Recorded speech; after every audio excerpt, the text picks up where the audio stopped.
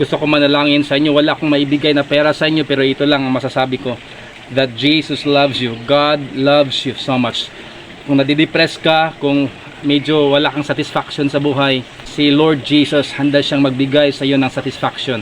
Ang kanyang presensya ay magbigay sa atin ng kalutasan or strength, peace, joy, and power to overcome temptation, to overcome sadness and depression. So I will pray for you before you scroll another page sa Facebook. Panginoon, sa sandaling ito ay dinadalangin ko po yung lahat ng aking mga kaibigan, people, Ginoong Diyos, nandyan sa hospitals, yung mga kaibigan namin, mga kakilala namin, yung mga kapatiran namin, Panginoon, sa iba't ibang churches na mayroong mga sakit sa kanilang puso, sakit sa kanilang nervous system. I pray, Father God, that you may stretch out your hand upon them and heal them in the name of Jesus.